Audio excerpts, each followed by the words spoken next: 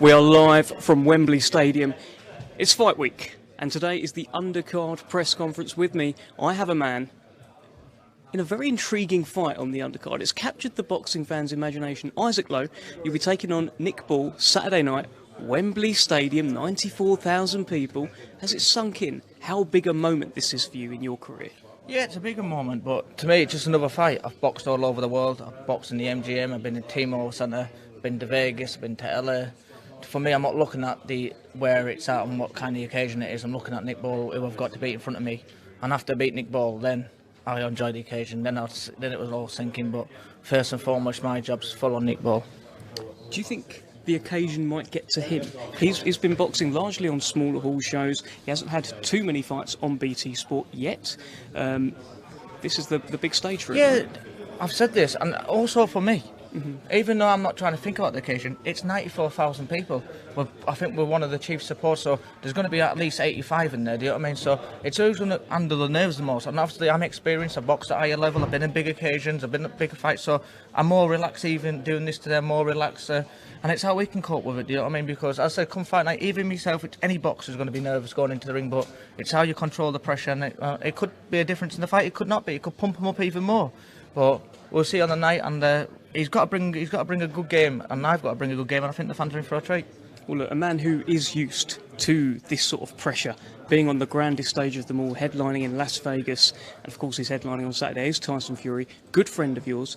Has he given you any advice heading into your biggest night? I've been there and done this now. I don't need advice. I'm 28-year-old. I've had 25 professional fights. As I said, I've had many championship fights. I understand the game inside and out.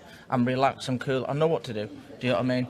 Obviously, going back to the occasion, thinking about the occasion.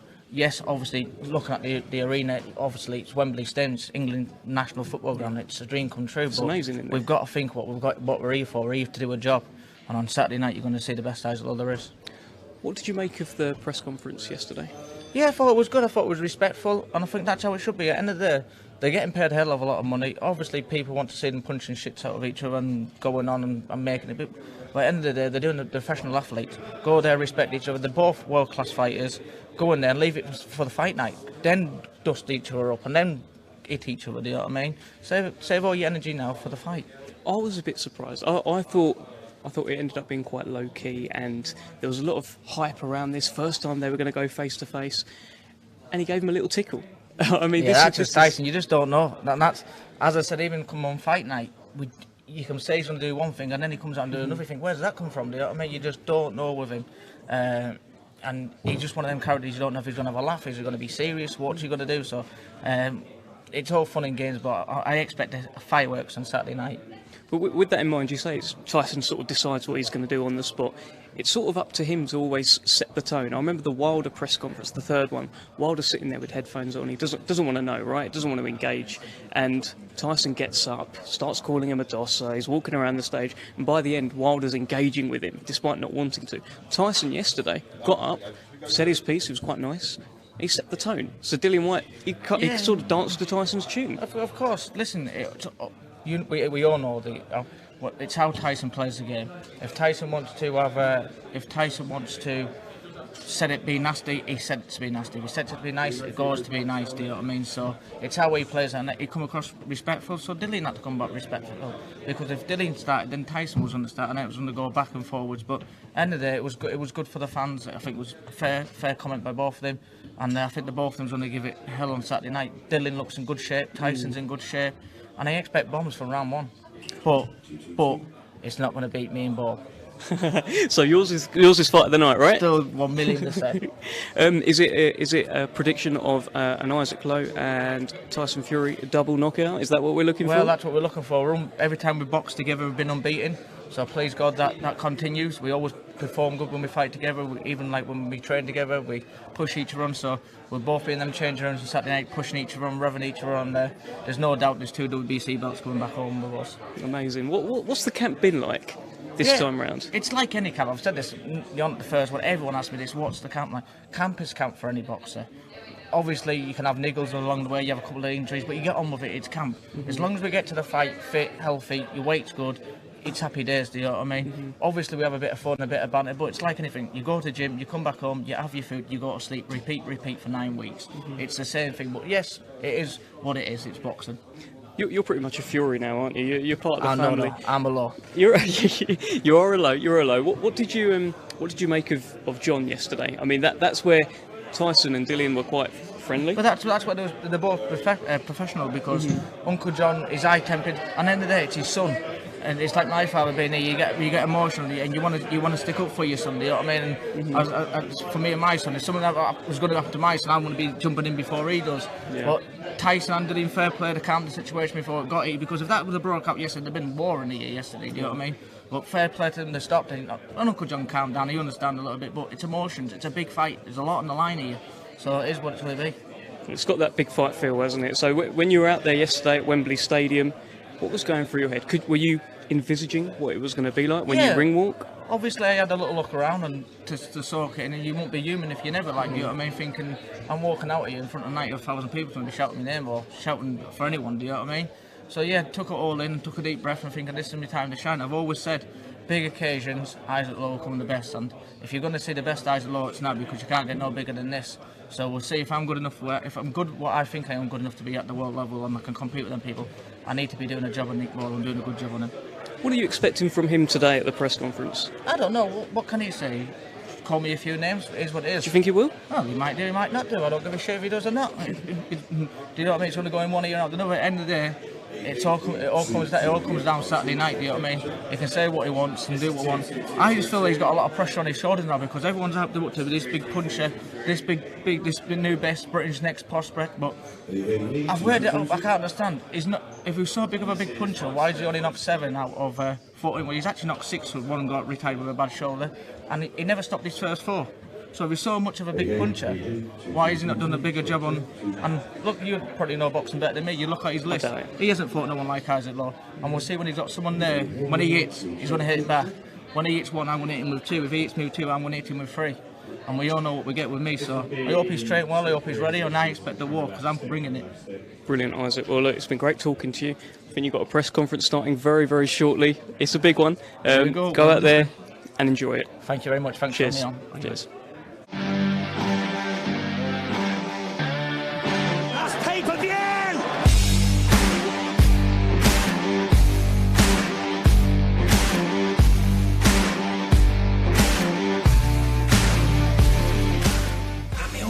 Shows. The only man who can deliver, pull it out every single time when the pressure's on. Here I am. I'm here and I'm ready, and I'm training done, and I'm in good shape and ready to go. I will get back up and knock a motherfucker out.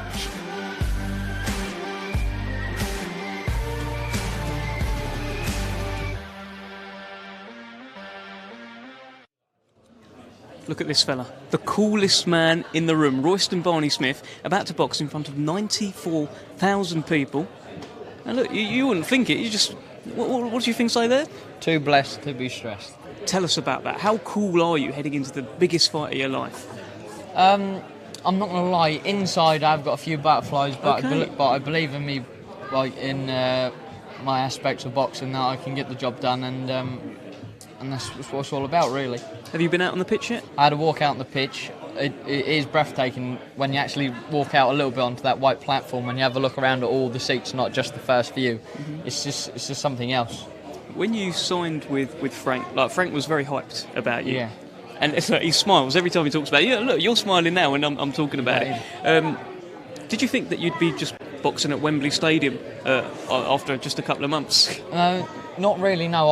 I've always dreamed of headlining the show in here, but now I'm in here on my second fight, and I get a feel for it before hopefully whenever I do get the chance to fight for a world title in this stadium.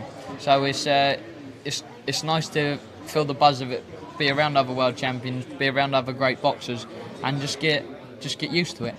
What's your dad said? I know you got a very proud father who's with you every step of the way. You're only 18 years old, so what's he said about it all?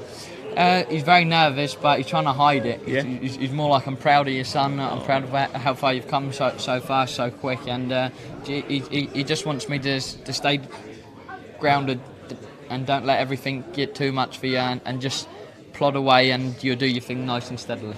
What's it been like this fight week then for you? There was a public workout. I assume it's the first public workout you've ever had. Press conference here, big stage, all the cameras. How are you feeling about it all? No, I like the first open workout. It was a good experience. Plus, like a little bit of a crowd there. There's a nice few cameras also. It was good, and I'm definitely going to get used to a lot more because I'm here for the long run, and I want to stay for a very long time and fulfil my goal of being a world champion. Were you born for this stage? 100%. 100%. Tell me about the press conference yesterday. Tyson Fury, Dillian Whyte, they came face to face for the first time. What did you think? I think that, well, there's not. You get the best of the best now at this high level, and I believe Tyson has just got too much for him in every department. He can fight better, he can punch harder, he's a better boxer. There's no way I believe Dillian could possibly beat him ever, but there's always a puncher's chance. But you've seen Tyson's chin in his last performances, and it's like granite. So so I believe Tyson's going to win. Do you think he can knock Dillian Whyte out? 100%. It won't last no more than 8 rounds. 8 rounds. There's the prediction from Royston Barney-Smith. Just finally on that, the actual press conference itself was quite jokey. It was quite very friendly. jokey. But I thought there would have possibly been a bit more animosity there. I thought they was going to get in each other's faces. But why do you think there wasn't? I couldn't tell you why. Could be a bit of more mind games off Tyson. You know, he likes to play him. He's given him a bit of trash talk on the videos and everything. But when he gets to him face to face, he spoke to him politely. He's been nice to him. So maybe Dillian's thinking, oh, he ain't that bad. We're going to go in there. But they're old mates. They're old mates. But at the end of the day, you can be best friends. But when you step into that ring, no one can be your friend. It's be killed or not. It's one or the other. Royston, brilliant talking to you. Give us your final prediction for your fight Saturday night. What's going to happen? You're going to see a master-class performance, and I'm going in there and looking for the stoppage, and hopefully I get it also. Sugar Boy Roy, we'll see you at the... we'll see you at your press conference. Go and enjoy it, mate. Soak it all in. Definitely. Enjoy. I think we're going to bring in Nick Ball, who's going to come in. So if you do a little swapsy. Yeah, nice one, mate. Oh, future fight? What do you think? Oh, well, I don't know about the... Nick Ball, how you doing? All good, Dev, you? Yeah, good. So this is it, mate. This is it, isn't it? Is this your first press conference? Yeah, this is all new to me, so I'm just trying to soak it in. I was saying to the lads then, this is the first time I've been in Wembley, and this is where I'm going to be fighting here. The first time I've been here, and I'm going to be fighting here, so can't complain. Like, have you had a walk around on the pitch? Yeah, I've just had a little walk then. What on earth went through your mind? I'm fighting here. It's big, innit? Yeah, but obviously you're ready for it. Like when the ring gets set up and stuff, like it's all tunnel vision then. I imagine, but you can't really like picture it until it's happening. Do you get me? So you've just got to focus on the fight and think about that. That's just there, innit? The crowd. So yeah. Do you think there will be a moment on your ring walk, biggest moment probably of your life, right? Definitely. Where you will be able to sort of take a breath and soak it all in, or will you just be completely tunnel visioned and just be thinking about taking Isaac Lowe's head off?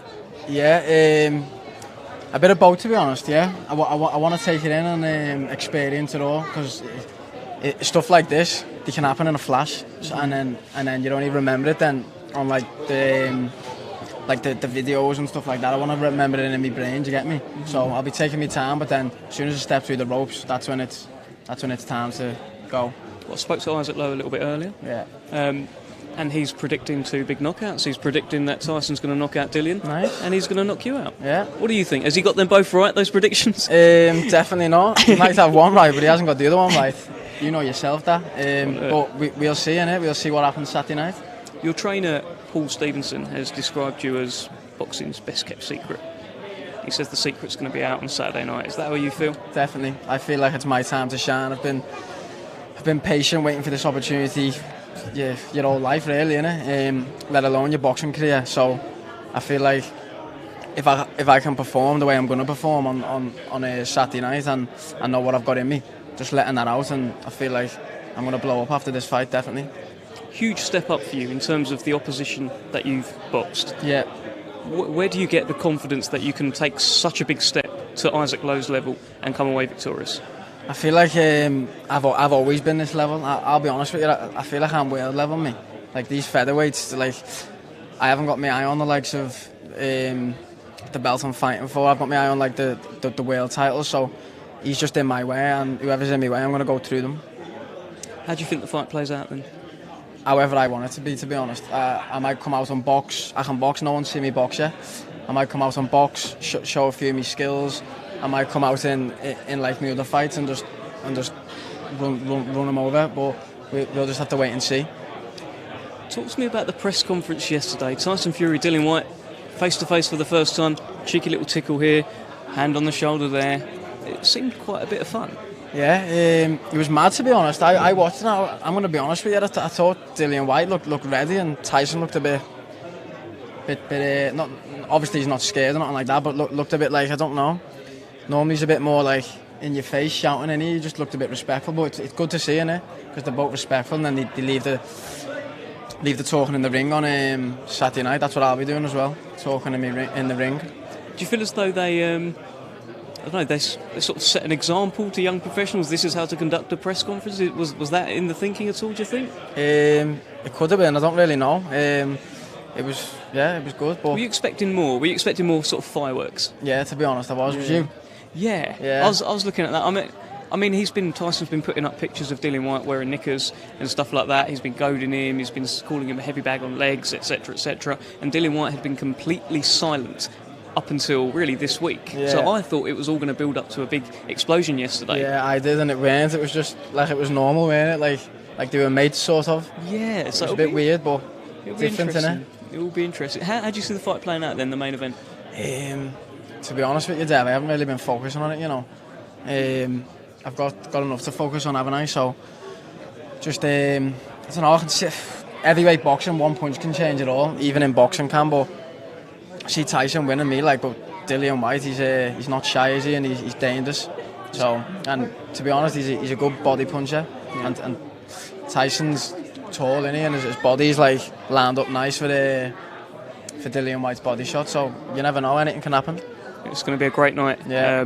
Look, we can't wait to see you in action at the weigh-in and obviously on fight night itself. Yeah.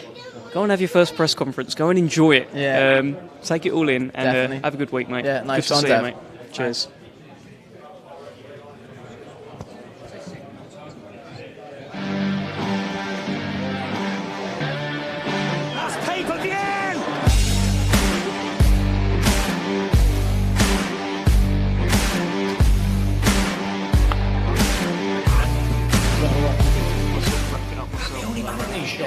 The only man who can deliver, pull it out every single time when the pressure's on. Here I am. I'm here and I'm ready, and my training is done, and I'm in good shape. I'm ready to go. Where's it come from? I will get back up and knock a motherfucker out. That ain't no neck suit, is it? That's a proper. You call that tailor.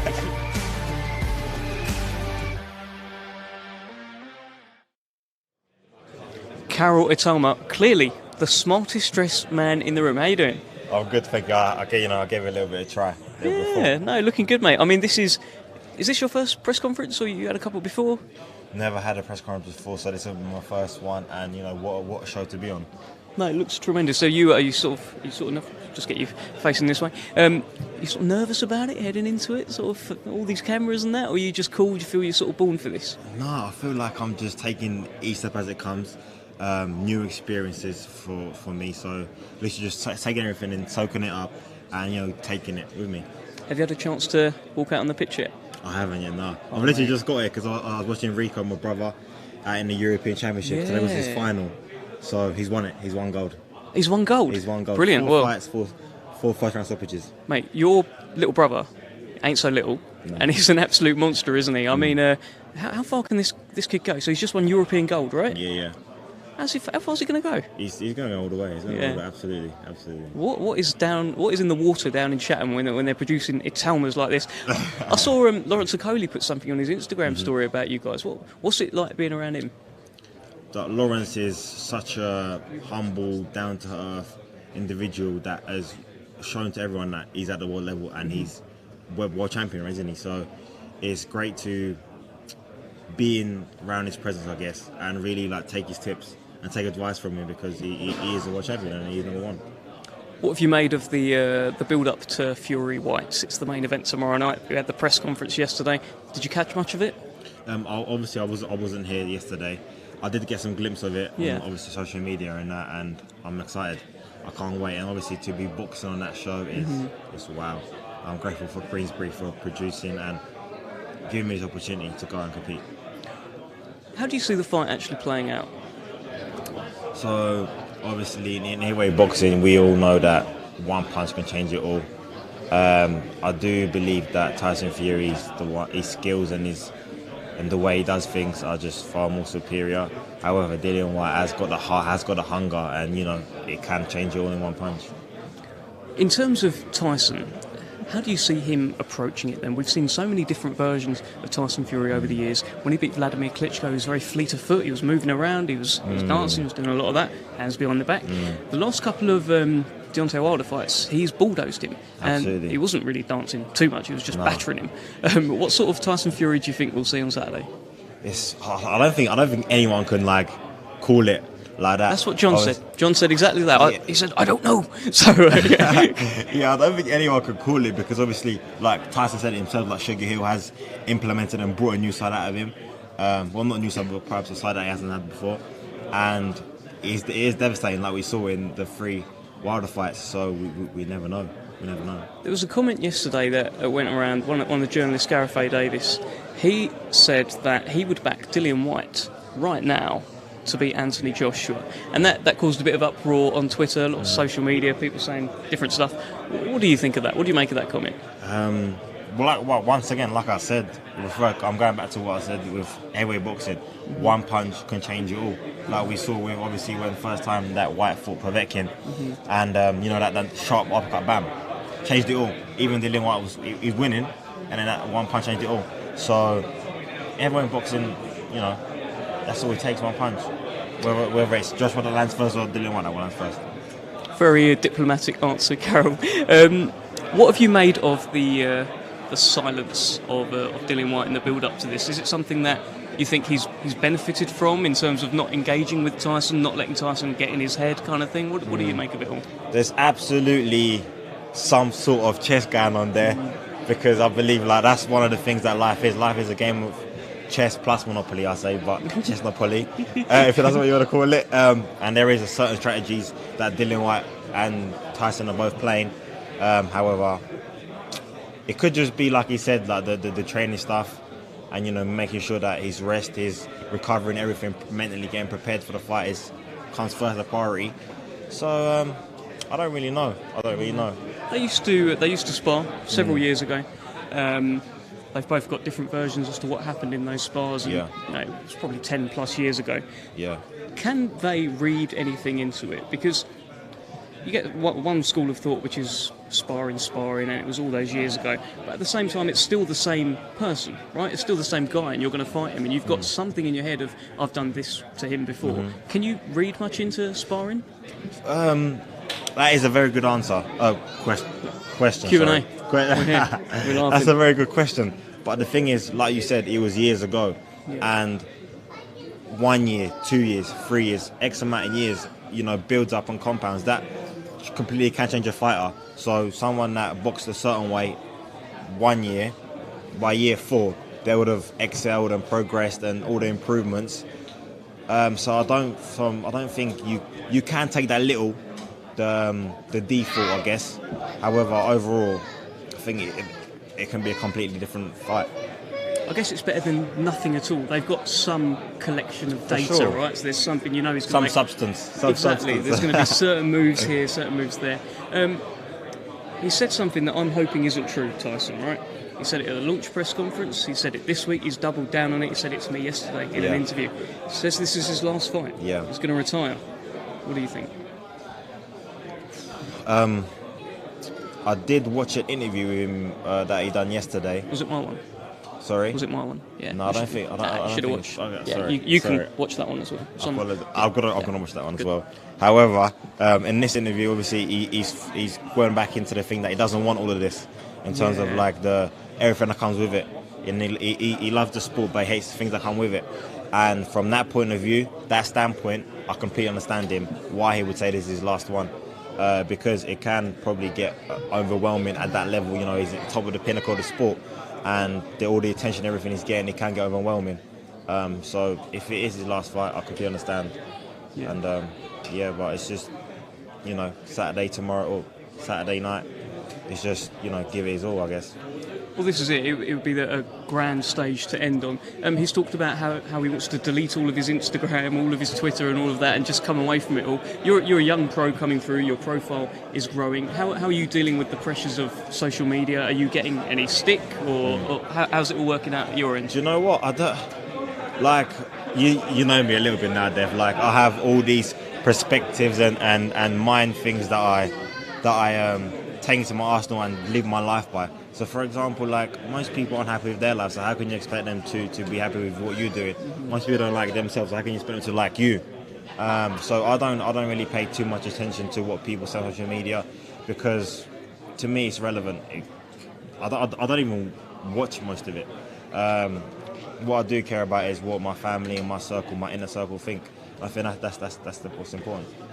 What about Dillian Whyte then heading into this? There's been a lot of talk about how he's got here, how long he's waited. Do you think that we're going to see a build-up of years, I guess, of frustration on Saturday night? Is he going to fight with emotion? Is he going to fight with his heart instead of his head because he's finally made it? What do you think? I feel like, obviously, like you said, his career has been so much all about perseverance and going through, battling through, and that's what's got him here. So I genuinely believe he's going to take both his hands, his opportunity, and give it as much of it as he can. With that being said, I do believe he's going to have a calculated approach to it and taking a moment when it comes, if it does come. Do you think he can knock Tyson Fury out? I believe any heavyweight can knock each other out when they land in the right thing place. with Tyson, though, I mean, we've seen him knocked down so many times now in his career. It's keeping him down. Yep. Is the problem. Yeah. Do you think Whyte can keep him down? After that thing I saw with that first Wilder fight when he got knocked down there, and he was out from that, I don't see him staying down. What do you do with a man like that? What would you do, Karol? You've knocked someone out. He gets up. What goes through your head?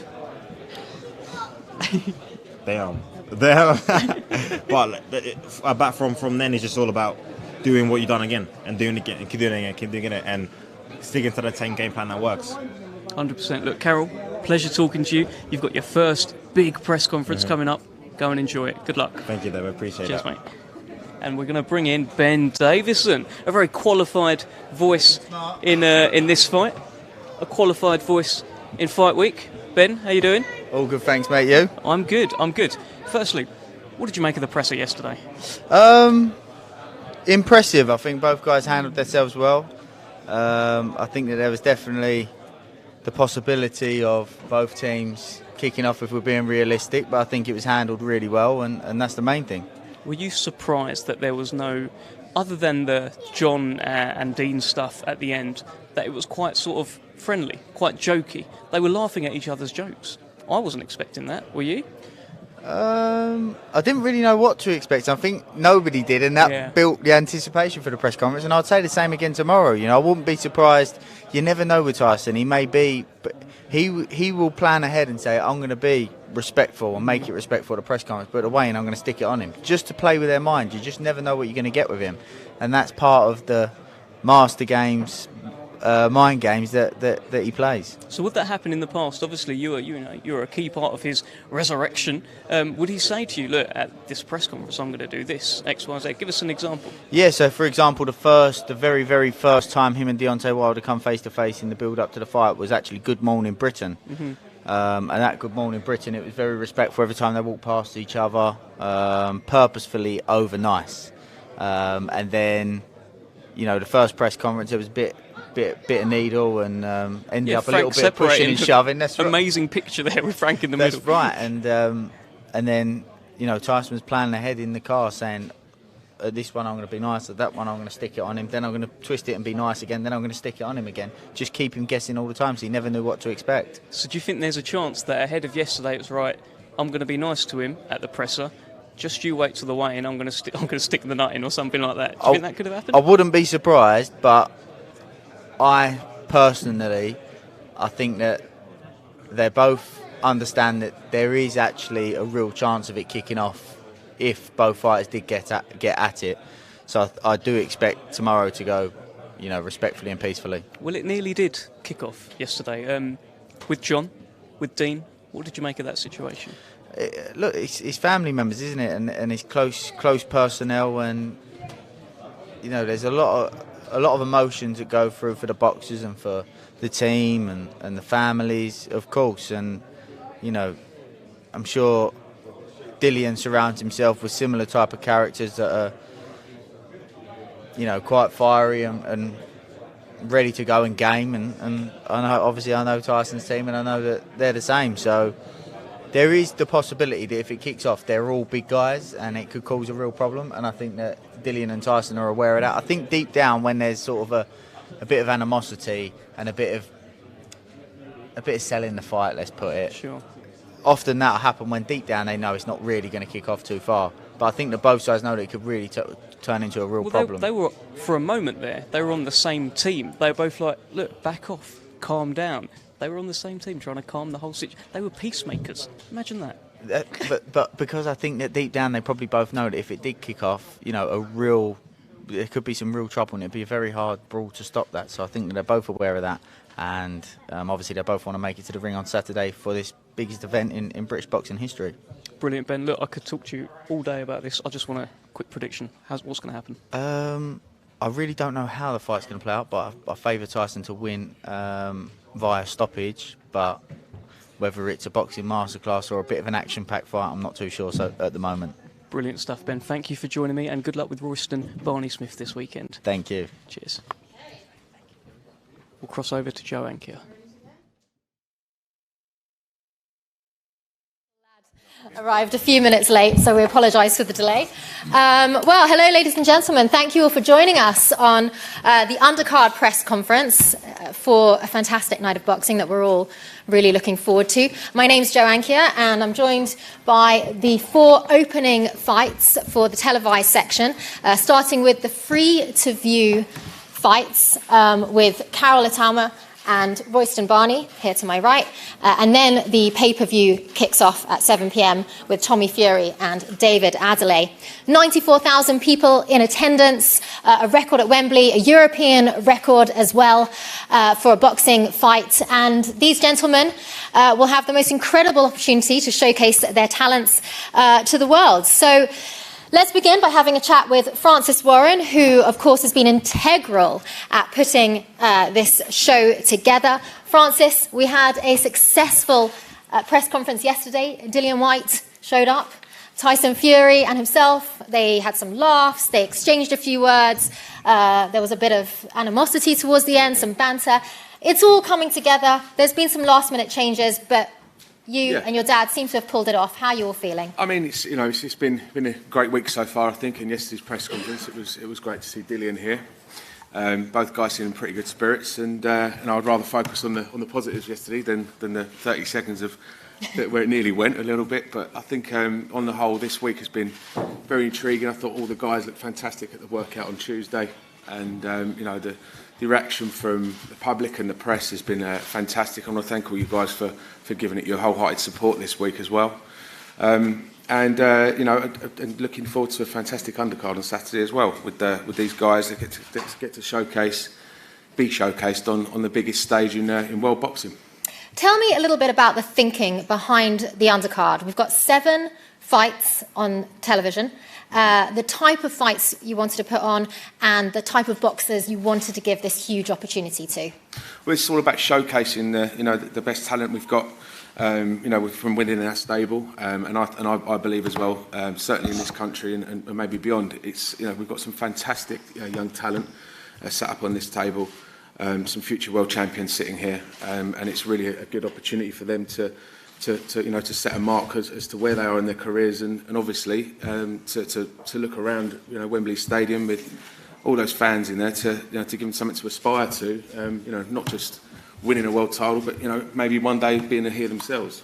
Absolutely. One of the things that has come up recently, Carl Frampton, who will be on the BT Sport panel this week, has mentioned that both Tyson Fury and Dillian Whyte fought on his undercards in the past. So it just gives you a sense of just realisation that any of these gentlemen, and I'm sure that's what's in your and Frank's minds, could be up there headlining and go on to be as big of a name as Tyson or Dillian. I totally agree. I think if anything from yesterday's press conference you can take is that both Tyson and Dillian fully respect each other, and they fully respect that the hard work that each of them have put in throughout their careers.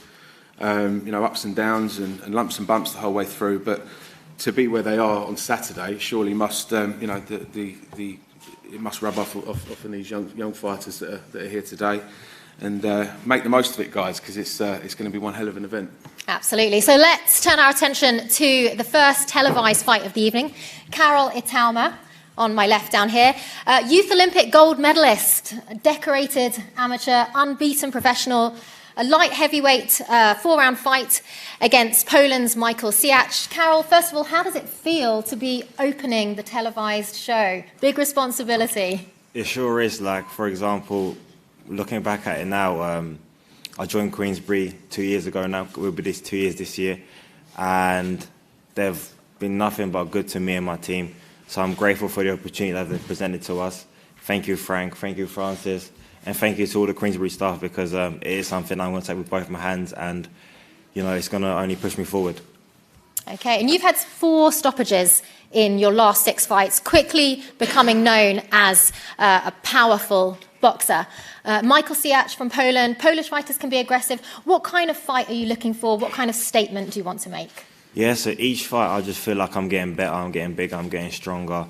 And that's what it's all about. Each fight showing that I'm showing them my marginal gains, them gradual improvements, and really just evolving and developing as a fighter.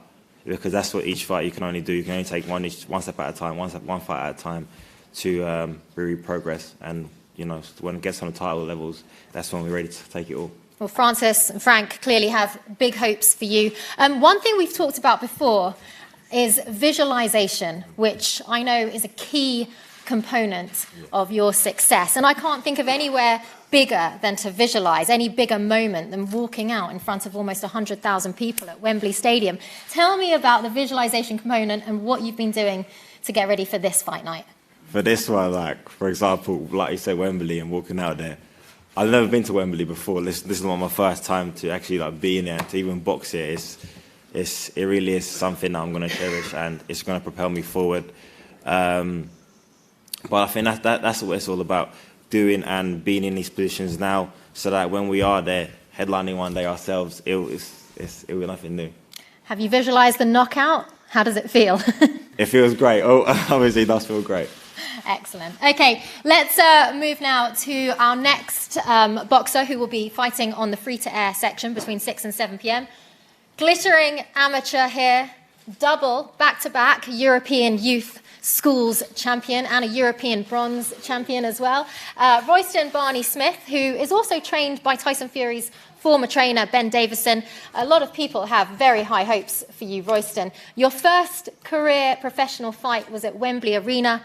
It was an absolutely impeccable fight. You won every round. Your second professional career fight is at Wembley Stadium. It's amazing being here. It's good to soak up all the exposure, and such a big platform, and showcase all my skills, and I'm looking forward to Saturday night and showing everyone what I can do. Absolutely. Well, how does it feel to know that the likes of Francis, Frank are really crafting your career because they really believe that you could be the next British superstar? Well, I believe in myself. I can honestly be the next British superstar, and so does my team, like Ben and Lee Wiley and the rest of Queensbury Promotions. That's why they're giving me the chance to be put on such a big platform and showcase what I can do. And you're training with a number of world champions. We've got Lee Wood here today. Tell me what it's like training with Tyson Fury's former coach and the likes of Josh Taylor, Lee Wood, and all these world champions around you. Well, there's not a better atmosphere in the gym with the likes of Lee Wood. He speaks to me through a lot of stuff. He helps me with a lot of stuff. We watch a bit of boxing together, and we also have a laugh outside the gym. And with Ben, even though he is a stern coach, he also knows when to have a bit of a laugh and a bit of a banter, and it's a good environment. Okay, and I know you've got some pretty huge ambitions. There are going to be a number of former world champions in the audience, perhaps some people whose records you might have in mind breaking. While you have the mic, tell us what your ambitions are in the sport. Well, my ambitions to be is the youngest British world champion, and it's going to be a very tall task, but I believe deep down I can do it, and if I focus well enough and perform the way I know I can perform, it should be a walk in the park. So not just a world champion, but the youngest ever, which means beating Prince Naseem's record. Yeah. You're 18 years old? 18, yeah. And he was 21 and a bit. So I've got a bit of a way to go, but I feel like I can definitely do it, and the light is at the end of the tunnel, and I can get the job done. Absolute confidence there, and you showed it in your first fight, and hopefully we'll show it in your second. Too blessed to be stressed. Who came up with the slogan? Well, my family did, and I've always liked it because on big occasions I've already rose to it, and I've always got the job done. So I've never been too stressed. I always get a little bit of butterflies, but I've never really had a lot of pressure on my shoulders to perform because I always know I can do it without a doubt. And some new fight gear for this? Yeah, new fight gear. I got a box kit. Well, Box Fit reckons it's the best kit they've ever made. So you'll see it on Saturday night. Glittering. Okay, so let's move to the pay-per-view section, which will be on ESPN Plus and BT Sport. Kicking off our pay-per-view will be a man who these days doesn't need much of an introduction, but Tommy Fury, part of the Fury family components to this fight, fighting under light heavyweight against Poland's Daniel Bocianski. First of all, Tommy, you've fought on some big cards. You've also been around your brother fighting at MGM Grand, T-Mobile Arena. You are used to the razzmatazz of all of this. But how different does it feel being part of his homecoming, fighting under his card at Wembley Stadium? First of all, just want to say a big shout out to everybody who's here. Thanks for turning out. I can see there's a lot of people here, so thank you. And as far as boxing on the same show as Tyson, I've always seen him box at these big events, in Las Vegas and stuff like that, Klitschko fights and whatnot. But to box on the same card, it's an amazing feeling. We're both gone through camp together. We're both doing a fight night together, so we know what we have to do. And the word I'm looking for is just blessed. I'm blessed to be in the position that I am now. 8 fights, boxing at Wembley. Just blessed. When does it ever happen? So I'm going to take it with both hands. And take the big opportunity that I've been gifted with. Sounds like you're really enjoying it, and you've enjoyed the camp as well. Your opponent is the toughest record you've faced so far in your career. He is 10 wins and 1 loss. Why was it that you wanted this type of a fight in front of all these eyes at Wembley Stadium, this tough test? I just feel like all the way through my career, I've been boxing all my life, and because I did something, for 6 months that was outside of boxing in Love Island, I feel like nobody takes me serious, nobody thinks I'm a fighter or anything like that. So I really want to prove that all this occasion stuff, 94,000, it doesn't mean anything to me. I'm not scared or new to being in front of a camera. It doesn't bother me, and I'm really looking forward to having someone come over who's there to win and comes to fight. He's 10-1. He's only lost to a person who was 20-4. So it's a good step up for me. But I believe me fighting them type of people, you're going to see the best version of me. And I truly believe everybody's going to go away from Saturday night thinking, where's Tommy Fury gone and who's this new guy? Because, we've knuckled down in camp, we've took it back to basics, not trying to do too much stuff. I'm just going to go out there and show everyone how I can really box. And that's just the plan for Saturday. As you mentioned, there are a lot of naysayers. I think a lot of people forget that you're 22 years old. And you've achieved so much already, and you're also quite big for your age. I think people forget that you're 22. You are making your way through the division. What is the goal in boxing? What do you believe you can achieve? First of all, I look about 42. Let's get that right. And the goal in boxing, it's always to be a world champion. I've said that ever since I started boxing, because in my mindset and my eyes, right now, through everything that's happened to me in my whole life, I haven't achieved one thing. I've not achieved anything. Because Love Island's what it is, these millions of followers is what it is. I thank and love everybody who follows me, but in my eyes, I've not achieved anything because it's nothing that I wanted to achieve. When I first was a little lad and I set out, I never said I want to be on Love Island to become a social media star or an influencer or anything like that. I said I want to be a world champion and a champion in boxing. So until I've done that, I've not achieved anything. you know, and Saturday night takes me one step closer to, you know, being on the way for that. You know, I've got a good opponent coming over, looking to put on a good show. And yeah, the goal is to be a world champion, and I believe wholeheartedly I can do it, because I would never say something if I didn't believe it. And I believe it with every bone I've got. My dad up there, my trainer, all my team, we know we can do it. So just stay dedicated, right mindset, right fights at the right time. We're going all the way. You mentioned not achieving anything. Is it tough being Tyson's brother? Listen, it is what it is, isn't it? I'm not going to sit here and say it's a bad thing, 'cause it's obviously not. I mean, I'm boxing at Wembley in front of a massive crowd. You know, it's a positive thing being a boxer as well. You know, I'm blessed. I'm blessed that I'm in the position that I'm in, and I get a lot of good opportunities from it. But again, it's only me in the ring fighting. And come Saturday night, Tyson's not going to be able to do the fighting for me. He's got his own fight to do. I've got to go in there, put my fists up, and get the job done myself. Okay, and let's address the elephant in the room that I'm sure the press want to know a little bit more about. Jake Paul did say that if you get a big knockout in this fight, it would make it much more exciting to put your fight with him back on track. Does that change the approach that you go into this fight with, the statement performance you want to make? No, definitely not. You know, I don't let anything come into my mind to disrupt what I'm going to do from Saturday night. You know, Jake Paul's not come into my mind once. And I hear all this talk about him saying, oh, he doesn't fancy the fight anymore, then he fancies the fight, then I'm a potential opponent, then I'm not. You know, get your facts straight before you speak my name, and if you want to fight, let's get on and do it. You know, I'm ready whenever, because I don't need a training camp for him. It's very unfortunate what happened to me in December, because if December had gone through, you wouldn't have been hearing his name ever again in boxing, because he is useless. He cannot fight, and there is no chance in hell he beats me, and I do not even need to train for him. So let me get Saturday out of the way, put on a massive performance, a great knockout, what I'm planning on doing, and when I'm on the couch eating pizzas, burgers and donuts, what I love to do, let him give me a call and I'll be there the next day, because I do not need to train for him. This man can't fight. That's why he's dodging everybody a boxer. That's why he's fighting 60-year-old UFC fighters that nobody wants to see, because he got very low pay-per-view numbers last time. If he wants the big numbers, he knows where to come. Let's get it on. But until then, don't talk if you don't want to fight. When you say massive performance, he did get a pretty big knockout in his last fight. Do you want to better that? I'm not interested in what Jake Paul does. I mean, it's easy to get a knockout over somebody who's over the hill and 45 years old in Tyrone Woodley. It's very easy to knock him out who doesn't move his head or throw a punch. You know, I've got a live opponent coming over. You know, he's young. I think my opponent's 26 or 27. He's 10-1. He's coming for a fight, and he's an actual boxer. These guys that Jake Paul is fighting, they're not boxers. This guy that I'm fighting on Saturday night would wipe the floor with Jake Paul. He's probably been fighting all his life, had a ton of experience. So this is a hard fight for me on Saturday than Jake Paul would ever be. So, you know, if he wants to fight, he knows where I am. I'm not hard to find. And finally, your dad this week said that he sees shades of Triple G in the way you fight. So I'd just like to know a little bit more detail. It's obviously a huge compliment, Gennady Golovkin. What you think he meant by that, and what are those shades that we might see in your fight on Saturday? Yep, thanks very much, Dad. Appreciate it. Thanks for the support.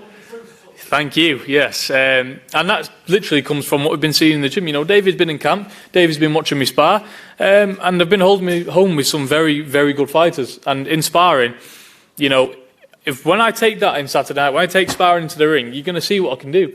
Because I've been in there, we don't get people that I can knock over in sparring and have easy spars. I've not had one easy spar my entire life.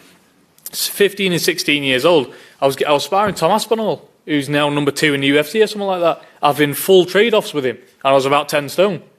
You know, I know what I've got inside me. I've got a heart of a lion, balls like King Kong, we all have in this family, and you're going to see it. So only me and my team know this, and in each fight, you're going to see more and more of that. And shades of Golovkin, it's a very nice compliment, and yeah, I see it myself. On a mission. Best of luck, Tommy. Well, let's move over now to our local lad. Oh. Thank you very much. Cheers, guys. Appreciate it. David Adeleye. So, thank you for joining us from London. Now, we talked a little bit before with Karol about visualization. I want to talk a little bit about manifestation. David, I haven't seen your tattoo yet. Can you just show us the tattoo you got on your arm when you were young and tell us when you got it and why? I got it a few years ago. Like you're saying, manifestation, I was just manifesting it. So I got wherever I came from as a child, where my mum came from, and then the childhood dream. So I was a kid putting up boxing gloves, in front of Wembley Stadium just to say one day I'll be fighting there. And yeah, like I said, April 23rd we get to live it. So I can see the smile. Yeah. How does it feel to know that you have brought your dream, that you painfully put into your arm, into reality? Yeah, it's good. I'm not headlining it, but I mean, I'm doing it, aren't I? So I'll be headlining it in a few years, God willing. And I mean, like I said, there's one thing ticked off. So Are you already thinking of the next tattoo, perhaps holding a belt? yeah, I'm going to get my legs done next. So no, literally. With a green and gold belt? Yeah, I'm going to do a leg sleeve and God willing start ticking off them sort of boxes and, you know, just living it. Okay, so you're living out a dream here on Saturday, fighting Chris Healy from Stockport. You haven't faced a southpaw in a while. Any concerns there about the fight itself? No, he's got 2 hands, 2 feet. I do. Fair play to him for taking the fight. Thank you. We had God knows how many opponents pull out. You know, he wasn't who we actually chose, and we had some undefeated fighters coming in, but they didn't want to take it. So Chris stepped up and took it. So thanks to him. But in terms of being a southpaw or orthodox, it don't really matter. We're going to get in there and fight either way. So, no, it don't really matter for me. 2 fights ago, you had a controversial decision win. You really made up for that in your last fight. It was an impressive performance at York Hall. How do you want to better that? And what kind of statement performance would you like to make in front of the huge crowd on Saturday? Just keep moving forward at the end of the day. A little bump in the road, we got over it. And like I said, these nights that I have ahead of me, I think I'll start proving my worth. Like Tommy said, he sees me in the gym. I mean, people see me in the gym, and like John Fury said not long ago, I wouldn't be in these places if I was no good. And if Frank Will wouldn't put me on the shows, I wouldn't get signed, I wouldn't be with certain people, I wouldn't be rubbing shoulders with certain people if I was no good. You know, they see what I do in the gym behind closed doors. Everyone sees how I work, so that's what it's about. And a lot of fighters call me out, they do, but when these fights get made, nobody really takes it. And I'm starting to learn that now. Boxing's a mind game as well. Everyone's saying they want to fight, and then when fights get made behind closed doors and it's about let's get it on, all of a sudden fights don't get made no more. So everyone's got a big mouth until it's time to start punching, and that's the thing. I'm starting to realise it all. So yeah. And you've become one of Tyson Fury's regular sparring partners. You did the whole training camp with him in Morecambe. What's it like getting in the ring with Tyson, taking his punches, and did you give him a few good ones of your own? Yeah, it's good work, good sparring. Like I said, there's times when people finish sparring, everyone's end up clapping because it was good rounds. And I said I'm like a fresher sitting in a uni class with people that are about to graduate, and I'm getting the experience they're getting in my first year, so it was like pretty good. But like I said, I'm a sponge. I just go there and I soak everything up. I just listen to what they have to say, listen to what they have to tell me, and just go from there. What kind of things did you learn from Tyson, from Sugar Hill, not just in the ring, but how they live their life, how he is mentally? What did you take from it? Everything. You know, how to approach camp, the training, the sparring, the rounds, tapering down, when to wind things back up, letting the body recover. Just the small things. I mean, we knew it already, but it's always good to see how the people that are there now do it. You know, there's one thing hearing it, there's one thing doing it yourself, but there's another thing experiencing it with the people that are doing it right now. So I just kind of go there with them and experience it. One of the boxers you've been calling out recently is Nathan Gorman, who is a cousin of Tyson Fury. I stopped calling him out, though. You know what I mean? It's about me now, so I'm not really going to call him out. Credit to Nathan, he's a nice guy, he's got a good family. There ain't no hatred there between me and Gorman. It's just a fight I think will be good in the future, but I'm going to stop calling him out now. It's about me. Yeah, he's a cousin to Tyson, Tommy and that. But they know I'll kick his ass, you know what I mean? It's all love. Well, I'm sure Nathan and the family will be watching, so it's a good opportunity to show what you can do. After your last fight, you immediately asked what the commentators, former world champion Richie Woodall and John Rawling, had to say about your fight. This time, you're going to have David Haye, Lennox Lewis, Frank Bruno, so many great boxers, former heavyweight champions of the world watching. Easy, isn't it? No pressure. How do you feel about that, and what are you going to be asking them after? No, you know what? I only asked after my last fight because, damn, they cooked me, my 6th one, boy. The one that I had, which was, like everyone's saying, controversial, I got cooked. So I thought, what are they going to say about this one when I kind of stepped up? But, excellent. You know, like you said, I got the big boys watching this fight. It's crazy because I used to watch these guys. My dad used to watch these guys when, You know, I was a little kid running around, and now they're commentating on fights that I'm fighting on. So it's a bit weird, but it's good. It's a good weird. Excellent. Well, Francis, you can see how much Tyson, Dillian, and many other boxers have inspired these gentlemen. Any last words on this group and what you can expect from them? Just, you know, hope everyone get in there and, you know, give these guys their support. You know, early doors, they're opening a huge show. And, you know, guys, you know, I said it at the start of the presser, but, you know, just soak it up and enjoy every second of this, because this is a truly special event, and we're all thrilled that you're part of it. And you are the next gen, the next group of guys that we hope to be back here within, you know, a few years' time. So, you know, enjoy it. Excellent. Thank you very much. So we'll do the changeover now to our 2 title fights on the undercard. No face-offs because we don't have the opponents today.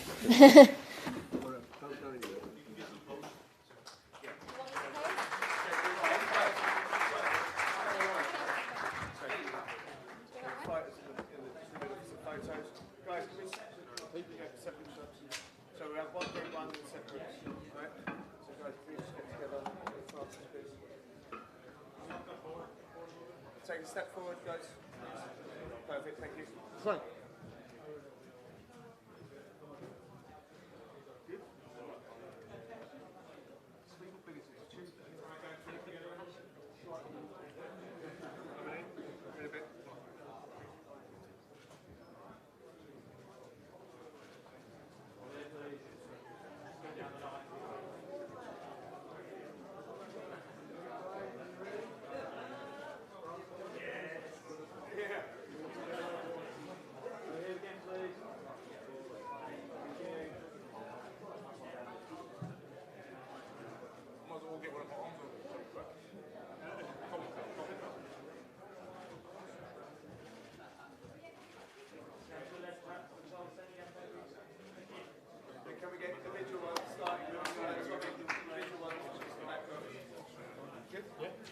Royston, hold on.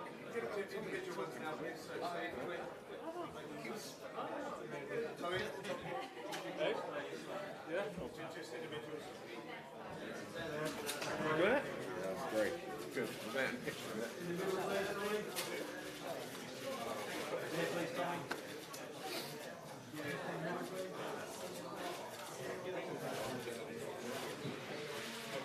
All right, right. Get that, yeah. Cheers, guys. Forget it. Hey. Tommy, you wait outside.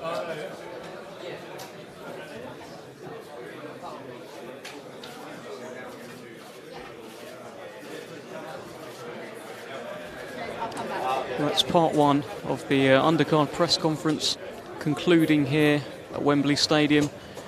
Karol Itauma just on the stage now, about to jump off. We've got Nick Ball and Isaac Lowe about to take to the stage. Now, this is a fight that's really caught the imagination of the boxing public. It's all been pretty friendly yesterday in terms of the back and forth between Tyson Fury and Dillian Whyte. And Nick Ball and Isaac Lowe, they've said a few things in the build-up. Both are predicting big wins, both are looking to make big statements on the biggest stage of them all. And it'll be interesting to hear what they have to say. David Adeleye, currently on the stage. Big D recently changed his nickname to the Chosen One. Didn't let any of us know, but there he is, showing off that Wembley tattoo. He's manifested this. Look at that. He's made it happen, and hopefully we can grab a chat with David Adeleye at some point during our live stream, soaking in every moment. And who can blame him? So many cameras here, so many media here. David Adeleye up in that gym. He's a kind of adopted Fury now. There's so many heavyweights up there. So much good sparring for him. So much learning he'll be doing. Tyson, of course. I mean, it doesn't get better than that. He's around Tyson Fury. Joseph Parker, who's a top 5 heavyweight in his own right. Jarrell Miller has been brought in from the boxing wilderness to be in that camp. Just so much going on up there, and he can only benefit from that, David Adeleye. As we see Isaac Lowe now taking his seat. Certainly the biggest press conference of his life. Nick Ball will be joining him very shortly. Biggest moment in both of their young careers. A real crossroads fight, I guess. I mean, Isaac Lowe he's gunning for a world title, and he just had a final eliminator, and he come up short. But it wasn't for a lack of trying. He was down, he was up, he was down, he was up. He gave it absolutely everything. And now he's fighting Nick Bull, and this is by no means an easy touch. So often, after a fighter takes their first loss, yeah, they'll have a couple of easy ones, you know, build themselves back in. Not Isaac Lowe. He's chosen a young, hungry, unbeaten fighter in Nick Bull. I was surprised when this fight was made. I was surprised that Lowe took Nick Bull on. But you see the silver there. WBC International Silver Featherweight Championship on the line. The prize is high, the stakes are high, and a real intriguing bout Saturday night live on BT Sport Box Office as Francis Warren takes to the stage as well. We'll head back over to Joe Ankier. Patience. It's now time to talk about our title fights in the second pay-per-view section, which of course you can watch on ESPN Plus and BT Sport on Saturday. Delighted to be joined by Isaac Lowe and Nick Bull, who will have a real domestic tear-up. They're both from the west side of the UK, so there's a bit of a local rivalry as well going on there. And it's for the vacant WBC Silver Featherweight Championship belt, which we have here. Our co-main event, which I'll discuss with Francis briefly first, as many of you know, has changed. The Anthony Cacace fight against former IBF world champion Jonathan Romero had to be cancelled and has been replaced with a very exciting British and Commonwealth welterweight title fight between Echo Esserman. It'll be his second defence of his British and Commonwealth welterweight titles against Darren Tetley. So two very exciting title fights before the main event. Yep. Francis, let me just ask you first, the news of the change in fight, can you give us a little bit of detail and on how exciting this new title fight is that you've been able to add to the lineup in short time? Yeah, I mean, first of all, I just wanted to, just say to thank Anthony Cacace for being so professional and understanding. There's nothing more devastating for a fighter to receive the bad news that fight isn't happening on a Saturday, especially during fight week. So I just want to give Anthony a massive thank you for that, and put your feet up and enjoy the show Saturday. And we'll see Anthony back next month on Pride Park on the Zach Parker undercard. So again, thank you, Anthony Cacace. So the fight that's going to be stepping in is obviously Echo against Darren Tetley for the British Commonwealth and I think IBF European titles on the line as well. Echo is, he's as you say, progressing quickly, but Echo's been around a long time. He's he did it the hard way with Jimmy in Nottingham with the small hall show, small hall circuit, and he's really come to sort of to everyone's attention in the last couple of fights. It's a good test for him on Saturday against Darren. Darren's been in a big stadium fight before. He won, I think, his first title on Ellen Road show, Josh Warrington's Undercard, so he knows what this is all about. So two pretty seasoned warriors, going to battle it out for 3 titles, and it's a good fight for to put on a big event like this.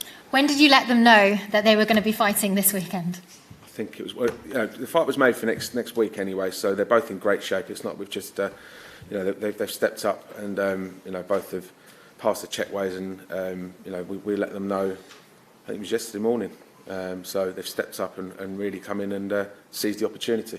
And no issues with weight, as you say, tapering down. They're both ready to Obviously, go. Obviously, that's the the first question. Can you make the weight safely for Friday? And both have complied with all the board regulations. So, we've got a great fight on Saturday and another great fight on Saturday, and very much looking forward to it. Echo was hoping to be here, as you can imagine, because it's all been a little bit of a last-minute change. So Echo and Darren send their apologies for not being here, but they are on their way down. Excellent. Okay, well, let's move to our fighters alongside us. Isaac Lowe, Nick Bull. This is going to be a real domestic tear-up. The British boxing fans are really excited about this fight.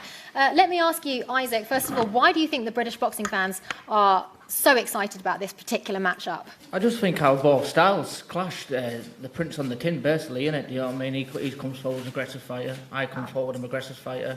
And we both want to win. We both got big hearts, and we both stand there and slug it out. So I expect a war. I expect a tough fight, and I think this could be fight of the night. And I think the fans just get in there, get drunk, get your popcorn, and enjoy the ride. This is your third time fighting on a Tyson Fury undercard. You fought at the MGM Grand, the T-Mobile Arena. How different, and just to add, in case anyone doesn't know, because there's a childhood friendship here, he was best man at your wedding. How different is it fighting on a Fury fight night, and what kind of advantage will that give you? To be fair, you've got to be a bit spiteful and not think about Tyson. Obviously, he's thinking about his own job, and so is Tommy. I've got to think about myself here, do you know what I mean? It's the biggest fight in my life. It's for the WBC silver title, sorry. You've just got to think about my own self and obviously concentrate my own fight. And once I get that job done, then obviously everything goes on to Tyson. But as I said, I've had a good training camp with him. We train hard together. We always show up on the night, and every time we box together, we always come away with a W. On Saturday night, we're bringing 2 WBC titles home. But walking out to a crowd of nearly 100,000 people... Man, that's good! Will it give you an advantage, the fact you've done all that before? Any words of advice to your competitor? Listen, it is what it is. It's common sense we're going to have a little bit of nerves. You wouldn't be human if you didn't have a nerves walking out to 94,000 people. But listen, I'm experienced. I've boxed all over the world. I've been on the biggest shows. I've been on the biggest stages. I know how to deal with it. Obviously, yeah, I probably will have a bit of butterflies going into the ring. Anyone will, but I think I can deal with it. It's all about how can Nick deal with it. Do you know what I mean? It's new to him. Obviously, boxing on the shows, but he has been boxing here, walking out. It's a lot of pressure, and the way they've hyped him up, he must be a killing machine. So he's got a bit of pressure on his shoulders. He's got pressure, but you're coming off your first career loss. There's some pressure when it comes to that, because it was a big career loss too. It was a world title eliminator in December, and it was the first time that you'd been stopped. What kind of pressure does that add to the performance and the win that perhaps you need this time? It just gives me more fire in my belly. Obviously, you've got to dare to be great, do you know what I mean? And I know it was a tough fight last time out. Lopez, with no doubt in my heart, will be a world champion. He's strong, he's powerful, probably the powerfulest I've ever been in with. And I took his best, do you know what I mean? Obviously, I was matching him. It took me a little bit to get over him. I'm a winner through and through. I hate losing. I'm a sore loser. If I lose in a computer game, I feel like smashing the telly up. So I'm a winner, and it took me a bit to get over it. I spent time with the family. I'm here now. I'm fully focused. How can you not be up for this? 94,000 people, Wembley. Do you know what I mean? I've got Nick Bowley who's giving me the fire in the belly to say, right, if I'm slacking in training, if I'm slacking in this fight, he's going to take my head off. So that's why the whole reason why we've got him. And we're up for a fucking war. Sorry for the language. Yeah, apologies for the language there. Your trainer did tell us that you are the angriest person he's ever met. Isaac, why are you Thanks so very angry? much, Jimmy. I owe you one. You're dead when I get you out of here. To our statistics, man. Why are you so angry, Isaac, and how will that play out in the ring? I'm just always angry. I'm just an angry little lad. I just like my food and like to chill there. But no, listen, I'm all right. I know what to do when I'm in the ring. I've got to be patient. It's all right saying you've got to do this and got to do that. We both know, everyone in this room knows exactly what's going to happen. I know what's going to happen. We're going to punch the frigging head off each other, and the best man will win. And I'm looking forward to it. Okay. Well, Nick, he's coming off his first career loss. You're unbeaten. Does that affect confidence? How are you going to take advantage of that? Does it affect my confidence or his Both confidence? your confidences. My confidence is on a high. His is on a low. He's just come off a loss, and a stoppage loss, so he hasn't got the best of confidence. I'm on a high. I'm 14-0 with 7 KOs. I feel like it's You my haven't got time to 7 shine. KOs, you've got 6 KOs, one retired in the corner with a shoulder, so you never knocked them out. Okay. I feel like it's my time to shine, and I'm going to do that Saturday night. Okay. Let's talk about those KOs. It's a pretty, whether it's 6 or 7, it's a Are pretty... they KOs or the stops? I don't see no KOs. I see people just getting stopped by or retired in the corner or referees jumping in. To me, that's not a KO. A KO is when a man's out on his stance, on his feet, gone. That's a KO, isn't it? How many KOs have you got then in that case? I've got 6. Okay. Well, the ratio is pretty... I don't claim to be a big puncher. Well, how many fights has he had, sorry? How many fights have you had? Yeah. 25. 25, I've had 14, you've got 6 stoppages. I've got 7. You went the distance with your first 4. Yeah. So if you're that much of a big puncher, you should be stopping all these journeymen. I'll be honest though, the best person you probably stopped is Brian. That's but probably like, your toughest. That's your proper. none of that matters though, really, does it? You've just been speaking, but this is the difference. You come to speak, I've come to fight. Like, I'm not into talking, I'm into showing action. So fair play. Yeah. Fair play to you. I hope you can show something because they've put a lot of pressure on you. You must be like another Mike Tyson, are you? Yeah, the only pressure you want to be worrying about is what I'm bringing. The only thing you need to worry about me landing a big right hand on your jaw, putting you to sleep. So your trainer was right. There is some anger there. Hopefully we'll see it in the ring on Saturday. I kept the emotions in there, did I? Sick, man. Nick, why do you think your ratio is so strong? If you don't mind me saying, you're not the tallest lad, you're 5'2", but you're powerful. What is it that makes you so good? Yeah, I'm powerful, like, but I haven't really showed me full power yet. Like, I haven't really showed me full self. I can box as well, which no one's seen. I haven't had to box yet. That's my style when it come forward, action, like, that's what it is, so, yeah. Okay, and now the winner of this fight will get the WBC silver belt and will get a boost in terms of ratings. So there's a lot at stake here. What type of fight are you envisioning, style-wise? I'm not really thinking about it. I'll deal with that Saturday when I get in the ring. I'm just trying to soak all this in. This is all new to me, but one thing that's not new to me is fighting. So when it's time to get in the ropes, that's when I turn up. Given that he was stopped in December, dare I say it, but how do you see this playing out? Playing out however I want it to play out, to be honest. I can box, I can fight, I can do it all, to be honest. I'm very skillful, but we'll just see Saturday night, won't we? Okay, Isaac, you've got 5 inches, a height advantage over him. You've got 3 years of age over him. You've got Don't say that, you're making me sound old. more experience, more belts. How are you going to handle him and put an end to his unbeaten run? Listen, it is what it is. It's a fight. It's no different to any other fight. I've took him like he's a world champion. I've took him like he's another Lopez. Training as hard as I possibly can, like I do any other fight. And I'm going to get in there Saturday night and have a fight. We'll do what we have to do, and it's good enough. It's down to the big man upstairs. Only what I can do is get in there and give me best, and I know the best Isaac Lowe beats Nick Bowe. And if he can't do, then I don't want to be. I'm finished, aren't I? In my eyes. If I can't be beating him, I want to be packing me gloves up. So putting pressure on myself, and that's going to make me show on the night.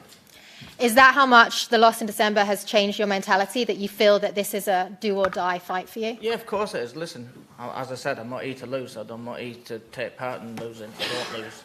So everything's a win-win situation for me. But now, obviously, this belt's on the line. Coming back from a loss, I think I need to win. Do you know what I mean? To boost me back up in the rankings, get me back where I need to be for a world title shot. So fair play for Nick for taking the fight, and fair play for me. We both didn't need to do this. Do you know what I mean? Nick has got an unbeaten record. He could have took an easier route to done, and I could have picked an easier fight to come back to. We've both got in there. It's a big showcase to see how good we are. And we're both going to get in there, and we're going to give the fans value for money. We don't talk shit. We are what we are. We're two genuine lads, and we want to have a fight, and that's the name of the game. Okay. Well, Nick, I'll just say to you, Isaac does have more experience. You are unbeaten, though. But I think it's fair to say that some of his experience has come because he's Tyson Fury's childhood friend. He's been invited to fight on the big fights. This is a very important fight for him in terms of his career. How are you planning to spoil the script? Just by being me, to be honest. I've got experience, I just haven't showed it yet. I feel like... Are you going to buy me a pint after the fight? I don't drink. Oh, buy me a bit of pint, man. Buy me a pint and a chocolate cake. Come on. I'll buy you a chocolate cake. Fucking hell. Do you want a chocolate cake after the fight? Come on, you're telling me you're not fancy a nice big chocolate cake. Chocolate cake, double cheeseburger, extra fries. Sounds good to me, because I know one thing, I'll be bashing right into me. You've both got a big fan base, and the British fans are really riled up about this fight, and it's not hard to see why. Nick, what do you think it is that makes you such a popular boxer? I don't really know, to be honest. I'm just not a big talker. I'm not the biggest of talkers, but I can back it up in the ring. But I feel like after Saturday night, I feel like I'll be even more popular, and I'm going to blow up after this fight, definitely. Okay. Dare I say it? Any last words between you? Isaac? Nah, just get in there, lads, lasses, whoever's going to the fight, whoever's watching, buy your pay-per-view, tune in, because I think me and Nick is going to steal the show. Get very drunk, because then you enjoy it better when you're drunk. Eat loads of food, and enjoy the ride, enjoy the show. Thank you.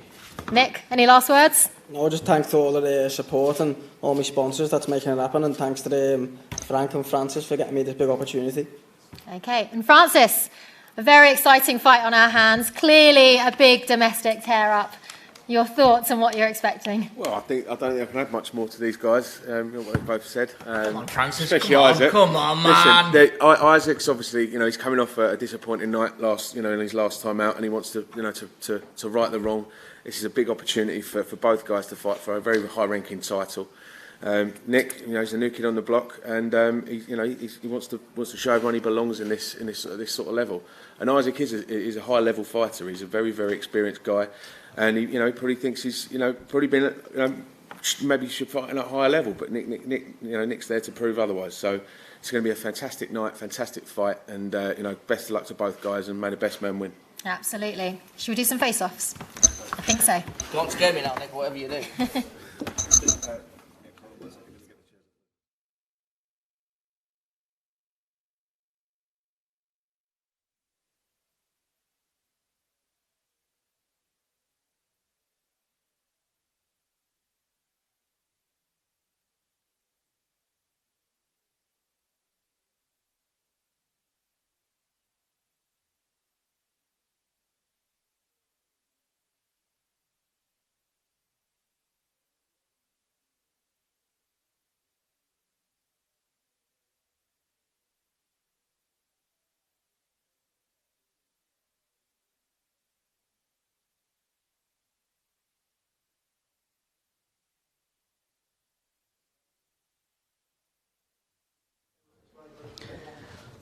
Well, there you have it, an entertaining press conference actually there. Isaac Lowe and Nick Ball.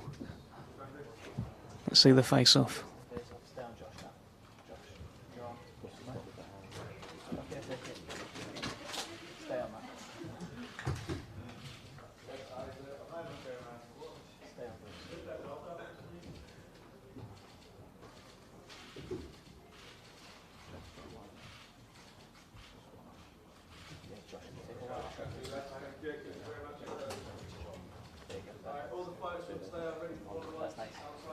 Well, there you have it. Isaac Lowe, Nick Ball, WBC International Silver Featherweight Championship on the line Saturday night. That face-off, I mean, certainly an interesting one. A little nipple squeeze from Isaac Lowe. Shades of Tyson tickling Dillian Whyte yesterday. All sorts of fun here at Wembley this week.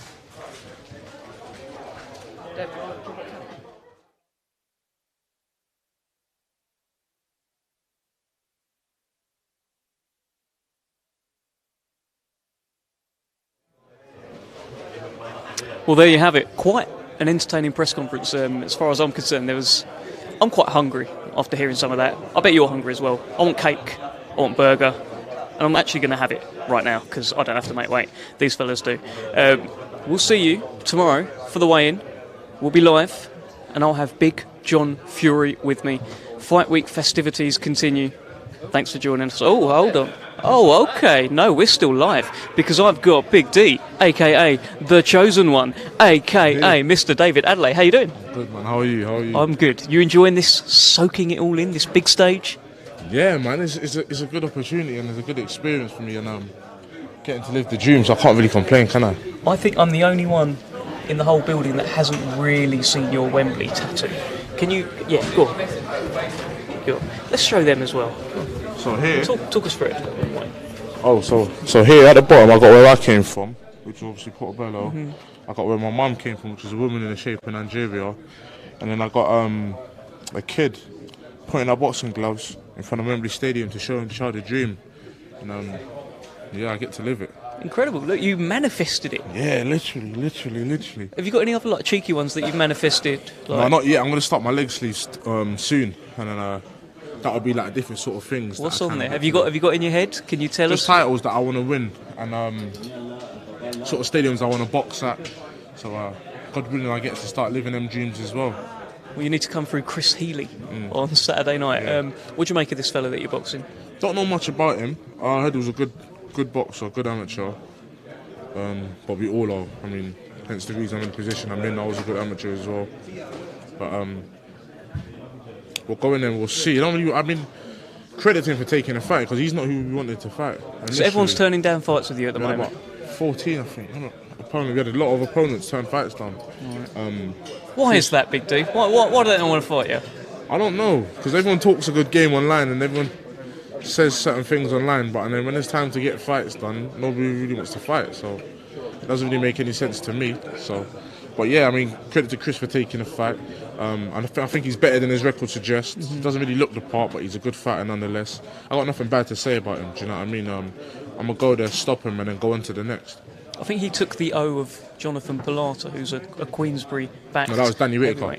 Whitaker. Okay. Yeah. Well, look. I kicked Whitaker's ass quite a while back. So you did a good job. Kick his ass. Look at that. What did you make of yesterday? Tyson Fury, Dillian Whyte face to face for the first time. Was it as you expected? Did it surprise you? What did you think? It surprised me. Yeah, because I thought Dillian. I thought there was going to be a bit more hatred there, but fair play to them. I mean, the fight's sold. They don't need to build up no fake tension. If they like each other, they like each other. And fight night is going to be a different ballgame anyway. So they end up fighting. So I think yesterday it did surprise me. And my brother showed it to me. He's like, "Oh look," so I ended up watching it.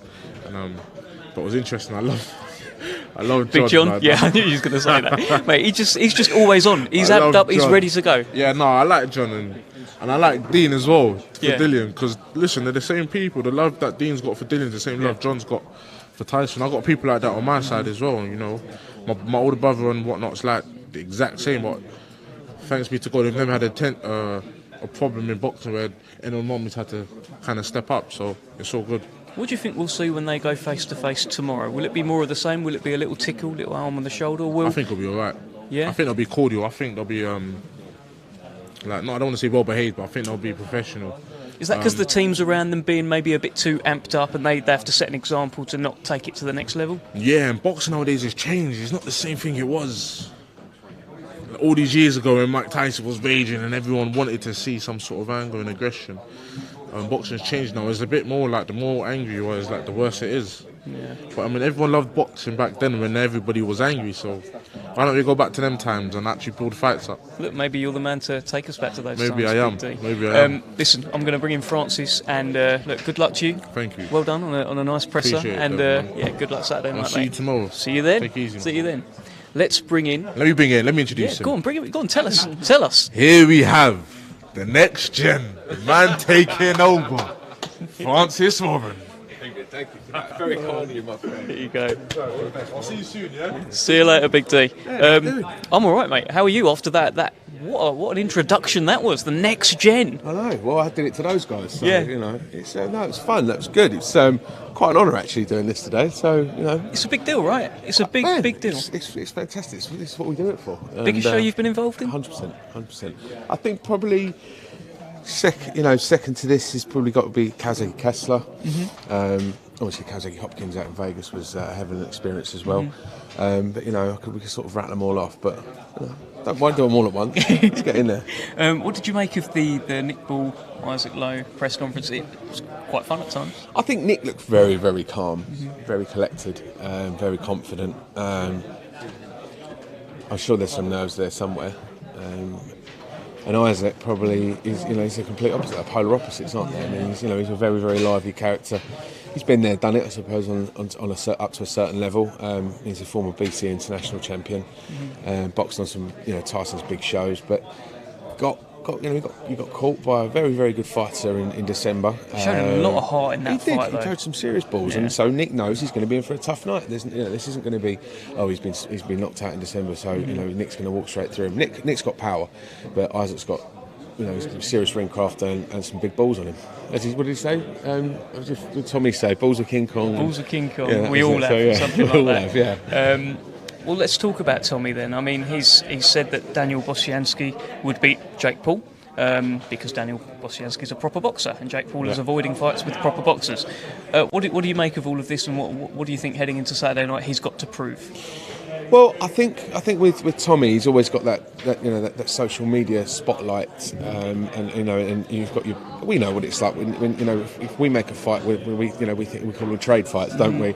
And we know that people within boxing will say, yeah, that's a good fight, but sort of the people who are not die-hard fans will probably say, oh, what's that? What's this? And I think we know Tommy can fight. We know Tommy's a very good fighter. And we know he takes it seriously, but there's that sort of, that next level of boxing fan that probably thinks he's a Love Island guy who's having a go at fighting. Sure. Yeah. So that's what Tommy, I think he's got that itch to scratch. And I believe on Saturday, if he puts in a good performance on this stage against a guy who's 10-1, then people have to start, people outside of the hardcore boxing fans have to start taking him seriously. You don't want to be hearing Tommy Fury, the social media guy. You want to hear Tommy Fury, the boxer, who was once on Love Island. That's what I think he needs to. And also, not Tommy Fury. It's not just Tyson Fury's brother. Tommy Fury has a brother called Tyson Fury, and they're both fantastic fighters. And also, at the moment, look, you can't really say Tommy Fury's name without Jake Paul. And I can't imagine he likes that too much, because he's just forever linked to him, and it sort of looks like he's begging it a little bit. He's chasing it. Tommy, isn't it? And there's so much going on with him. But do you feel like they're going to be forever linked until that fight happens? I think so, because it was done, wasn't it? It was on. It was ready to go, right? It was on, and unfortunately, it didn't happen in December. I think it needs to happen. I think Tommy probably is getting slightly paid off with the whole situation. Because everyone's asking him every time. He's and Tommy, and as Tommy said, he's been doing this since he was 10 years old. He's been training hard, and he was Tyson's victory. When he beat Vlad. He's been around this for a hell of a long time. Mm-hmm. Jake Paul's decided to have a fight a couple of years ago, and he's got into it, and he's a phenomenal promoter. I think he's a great promoter, self-promoter, and he's generated this huge following where he can fight anybody. Yeah. He doesn't, and I think the boxing press and the boxing fans in this country wouldn't take to Jake Paul here like they've taken to him in the States. I think Tommy Fury, if he was in the States, would be an even huge start. And they took to him. I was out there, and they loved him. They were lapping it all up. I think Tommy's got a harder job than Jake Paul, which is a strange thing, because Tommy has been doing it for so long. Yeah. So I think he really wants to get in there and give him a good hiding, to be honest. And I, for one, would definitely be watching. Oh yeah, 100%. Well, let's just reflect on what we saw yesterday. Tyson Fury, Dillian Whyte. Launch press. Oh no! First time they've been in the same room. First time they've gone head to head. What did you make of it all? I thought they were very cordial to each other. I thought Tyson was almost, it was just in such a great mood, and I think it brought Dillian into a great mood. I think they probably turned up here. Well, Dillian certainly probably would have turned up here expecting to be moody the whole way throughout it. Yeah. However, it just wasn't like that. It was very, very gentlemanly. I thought they conducted themselves absolutely immaculately. And they both looked like they enjoyed it and soaked it all up, and they enjoyed themselves. As a promoter, though, is that what you wanted? Did you want them up there laughing, joking, enjoying themselves? Yeah, I don't like all the. Listen, you can have a bit of needle, that's fine. Yeah. There is needle, let's not say they're not best mates at all. There is some tension there, and it would have only taken a slight flicker for something, for verbals to start going at least. Mm-hmm. I think the respect is there, and also, it's a prestigious venue, huge event. It's sold out. We know it's going to do great pay-per-view numbers. Why tarnish it by effing and blinding and screaming, shouting at each other? They've both got respect. It's a champion against the next in line for the biggest prize in sport at the biggest show that's ever happened in Europe and for a long time worldwide. Yeah, look, it doesn't get bigger than that. When they go face to face tomorrow, it will be for the last time before the first bell rings on Saturday night. Yesterday there was a little tickle. There was a hand on the shoulder. It was all pretty cordial, other than John and Dean going at it a little bit. What do you expect tomorrow? No tickling, because the tops will be off. I'll leave that one out. I don't know, I reckon if Tyson sees a sort of stray nipple, he might go for it, Yeah, maybe, yes, maybe. But, it's going to be intense tomorrow. Yesterday it's in a quite, obviously, it's a controlled environment, as is the Wayne to a certain extent, but, they are, it's live and anything can happen. They haven't got me at weight, so they're not going to be in bad moods. Well, there is. However, listen, it's going to be tense. It's going to be intense, and it's going to be a hell of a watch tomorrow. How's the fight going to go, Francis? I think Dillian will start quick. I've got a feeling Dillian will start quick, because I don't think anyone can outbox Tyson Fury. Listen, Dillian can bang with both hands, and he was saying yesterday that maybe his boxing skills are overlooked. I think it doesn't. I think for me his boxing skills are slightly irrelevant, because the Tyson's are so good, and the size of Tyson, the jab and the awkwardness. I think Tyson wears him down, slows him down, and I think he stops him 9-10. Well, there's the prediction from Francis Ron. Francis, thank you for joining me Dave. today. All the best, I'm sure we'll bring you back in tomorrow at some point. This has been the Undercard press conference. This is Fight Week. Tyson Fury, Dillian Whyte, Saturday night, BT Sport box office, 94,000 people. I can't believe it. I'm going to be there. And you're going to be there if you buy the pay-per-view. If you're lucky enough to get a ticket, you're definitely going to be there. We'll see you tomorrow for the weigh-in. Thanks for joining us. Till next time. Cheers. Nice one, Dev. Yeah, all good. I loved you. You really smoothly went, and that's it. Well, actually, it's not. As you can see, Big D's coming up, and I thought it was great. That's what I really enjoyed. Yeah.